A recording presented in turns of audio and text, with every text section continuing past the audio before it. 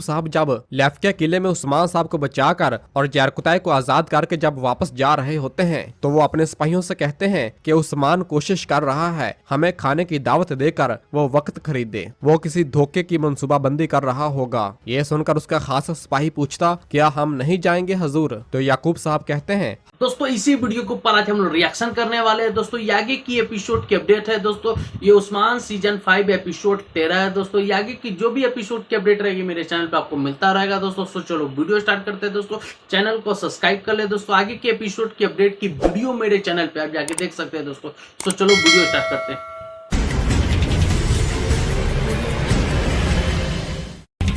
Episode के आगाज में हम देखेंगे कि याकूब साहब जब लेफ्ट किले में उस्मान साहब को बचाकर और जरकुतै को आजाद करके जब वापस जा रहे होते हैं तो वो अपने सिपाहियों से कहते हैं कि उस्मान कोशिश कर रहा है हमें खाने की दावत देकर वो वक्त खरीदे, वो किसी धोखे की मंसूबाबंदी कर रहा होगा। ये सुनकर उसका खास सिपाही पूछता, क्या हम नहीं जाएंगे हजूर? तो याकूब साहब कहते हैं, हम जाएंगे, वो जैसा खेल चाहे बना सकता है, जो मंसूबा वो बना रहा है वो मेरा ही लिखा हुआ है। और फिर उससे कहता है, हर जगह आदमी भेजो, उस्मान ने अपनी साख कैसे खोदी सबको जानना चाहिए। तो उसका सिपाही कहता है, जो आपका हुक्म हजूर। और याकूब साहब वहां से अपने कबीले की जानब रवाना हो जाते हैं। और फिर दूसरी जानब एक मैदान में रेमोस तकफुर वासिलियोस के पास आ चुका होता है। तो वासिलियोस उससे कह रहा होता है, जब तुर्क एक दूसरे को तकलीफ दे रहे हैं हम उनसे रोम की सरजमीन वापस लेंगे और यकीनन अपना इंतकाम लेंगे। तुमने अपना फर्ज का पहला हिस्सा कामयाबी से मुकम्मल किया, शाबाश रेमोस। ये सुनकर रेमोस कहता है, मैं ईसाइयत के लिए सब कुछ करने को तैयार हूँ। जिस पर तकफुर वासिलियोस कहता, हम आग लगाने जा रहे हैं रेमोस, हम इनके अपने शहरों में बगावत की आग भड़काने वाले हैं और मैं ये आग सगोत में शुरू करने का इरादा रखता हूँ। इस दौरान उसका खास सिपाही अपने घोड़े पर सवार होकर वहाँ पर आता है और आकर बताता है, तकफुर वासिलियोस मुझे कोनिया में हमारे आदमियों की खबर मिली है। जिस पर वासिलियोस कहता, यानी ये खजाने की बात है? जिस पर वो आदमी बताता है, उस्मान का बेटा अलाउद्दीन, कहते हैं कि वो सुल्तान को देखने वाला आखिरी शख्स था। यह सुनकर वासिलियोस कहता है, अलाउद्दीन वो भरे हाथों से वहां से निकला होगा। और फिर रेमोस से कहता है, रेमोस उस्मान हर जगह तुम्हें ढूंढ रहा होगा, तुम जानते हो कि तुम्हें क्या करना है? इस पर रेमोस कहता है, मैं जानता हूँ अफंदी वासिलियोस। और रेमोस वहां से अगले फर्ज पर रवाना हो जाता है। और फिर पीछे से तकफुर वासिलियोस अपनी तलवार निकालता है और सलेब बने निशान वाले हिस्से को अपने माथे पर रखकर कहता है, ईसा का नूर हमारे साथ है। और फिर अपनी तलवार म्यान में वापस डाल देता है और कहता है, हम रोम को दोबारा जिंदा करने जा रहे हैं। और फिर इधर लेफ्ट किले में उस्मान साहब जरकुतै की वजह से बहुत ज्यादा परेशान हो रहे होते हैं, क्योंकि याकूब साहब ने उन्हें पहले से ही आजाद करवा लिया होता है। इसलिए उस्मान साहब इस पर नादम हो रहे होते हैं और कहते हैं, जरकुतै अब आजाद है, वो आजाद है। इस हकीकत से मुझे सुकून नहीं मिल रहा। इन दोनों ने मेरे बहादुर आदमी को मुझसे छीन लिया और हमारे गलों में जंजीरें डाल दी। वो सिर्फ हमारी साख को तबाह करना चाहता है और वो कामयाब हो गए। और फिर उस्मान साहब और बाकी तमाम सिपाही वहां से रवाना होने लगते हैं। तो बाइंदर कहता, हजूर गरमियान एक अच्छा आदमी है। तो उस्मान साहब कहते हैं, नहीं, अगर इसकी नीयत खालस होती तो वो तमाम सरदारान को अपने पीछे खड़ा न करता। अगर ऐसा होता तो वो हमें बचाने के फौरन बाद वो ये ना चाहता कि मैं इसका हाथ चूमूं बाइंदर। और फिर कौनूर कहता है, सरदारान अब यकीनी तौर पर हमारा साथ नहीं देंगे। और फिर बुरान कहता, हजूर रेमोस यकीनन याकूब साहब की खिदमत कर रहा होगा। तो उस्मान साहब कहते हैं, ये सिर्फ ऊपर जाने की दौड़ है, इस दौरान इसे गद्दारों या काफरों के साथ काम करने में कोई हर्ज नहीं। और फिर कहते हैं, और यहाँ तक कि वो सुल्तान मसूद के पीछे भी गए, हमें कैसे पता चलेगा कि याकूब साहब इसका हिस्सा है या नहीं? और फिर कनूर पूछता है, आप हमसे क्या चाहते हैं हजूर? तो उस्मान साहब कहते हैं, अब जो खाना हम तैयार करने जा रहे हैं इससे हमें कुछ वक्त मिल जाएगा और तुम रेमोस को ढूंढ कर मेरे पास लाओगे जब तक हम ऐसा करेंगे। तो कनूर कहता है, जो हुक्म हजूर। और फिर उस्मान साहब कहते हैं, फिर हम देखेंगे कि कौन खालिस है और कौन गद्दार। और तमाम सिपाही कहते हैं, जो हुक्म हजूर। और फिर उस्मान साहब और बुरान अपने अपने घोड़ों पर सवार होते हैं और उस्मान साहब सबसे मुखातब होकर कहते हैं, रियासत का ख्वाब हमारे इस्लाफ की मिरास है, हम चालबाजों को इसे छीनने नहीं देंगे। चलो हर कोई अपने फर्ज पर वापस जाए। तमाम सिपाही कहते हैं, जो हुक्म। और फिर सब लेफ्ट किले से वापस रवाना हो जाते हैं। तो दूसरी जानब अलाउद्दीन भी अपने सिपाहियों के हमरा वापस यीनी शहर की जानब आ रहा होता है। और इसी तरह गोंजा खातून भी अपने सिपाहियों के हमरा अपने घोड़े भगाते हुए अलाउद्दीन के पीछे आ रही होती है। और फिर दूसरी जानब यीनी शहर के बाजार में जरकुताई पहुंच चुका होता है और जरकुताई की हालत वैसी ही होती है जिसका बाजू टूट चुका होता है और हालत इंतहाई खराब हो चुकी होती है और वो गिरता पड़ रहा होता है। बाजार के लोग उन्हें देखकर कहते हैं, बेचारा, लगता है बहुत मुश्किल से गुजरा है। और फिर इसी तरह एक और ताजर जब जरकुताई को देखता है तो कहता है, मैं इसे जानता हूँ, ये जरकुताई है, ये उस्मान साहब का सिपाही है जरकुताई। हमने समझा कि ये शहीद हो गया है। और फिर एक आदमी जरकुताई को पानी पिलाता है, जरकुताई वो पानी पीता है और फिर इसके बाद जरकुताई आगे की जानब बढ़ता है। इस दौरान एक ताजर के कान में एक आदमी आकर बताता है तो वो ताजर दूसरे ताजर को बताता है कि हालात अच्छे नहीं लग रहे। उस्मान साहब को तकफूर ने पकड़ लिया और दरमियान ओगलू के याकूब साहब ने इन्हें वहां से बचाया। ये सुनकर वो दूसरा ताजर कहता, फिर तो उस्मान साहब की साख तबाह हो चुकी है। जरकुताई भी ये तमाम बातें सुन लेता है और जरकुताई कहता है, शर्म आनी चाहिए इन लोगों को जो हमें इस सब से दो चार कर रहे हैं। और फिर वहां से रवाना हो जाता है।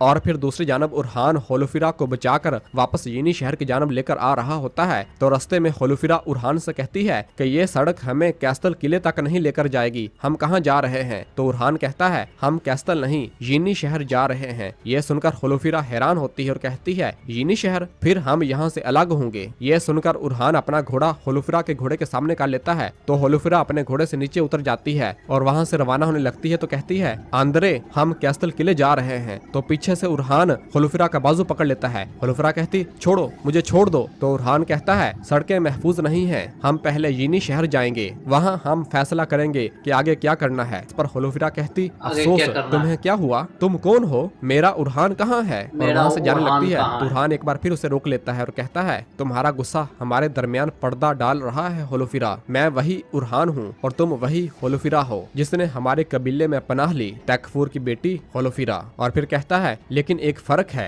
तो होलोफिरा पूछती, वो क्या है। जिस पर उरहान कहता है, तुम अब तलवार का इस्तेमाल जानती हो तकफूर की बेटी। ये सुनकर होलोफिरा कहती, अगर तुम मेरे रास्ते से ना हटे तो मैं तुम्हें एक बड़ा जख्म दूंगी, डाकू उरहान। ये सुनकर उरहान कहता है, मुझे कोई शक नहीं, तुम ऐसा कर सकती हो। जिस पर होलोफिरा कहती, बहुत हो गया, बहुत हो गया उरहान, तुम क्यों हंस रहे हो। तुमने मेरा सौदा सोने के औज करने की कोशिश की, उन्होंने मुझे बतौर गुलाम तुम्हें तोहफा दिया। किसकी वजह से, तुम्हारी वजह से। सबसे ज्यादा नुकसान तुमने मुझे पहुंचाया है और अब तुम। जिस पर उरहान कहता, मैं कसम खाता हूँ, मैं कसम खाता हूँ कि मैं इनसे इस सब का हिसाब लूंगा, इस सब का। और फिर होलोफिरा कहती, हिसाब लोगे हैं, मुझे किसी की मदद की जरूरत नहीं। और वहाँ से रवाना होने लगती है तो उरहान एक बार फिर उसका बाजू पकड़कर खींचता है और उसे जबरदस्ती घोड़े पर बैठा देता है और फिर खुद भी घोड़े पर सवार होकर उसे लेकर यीनी शहर की जानब रवाना हो जाता है।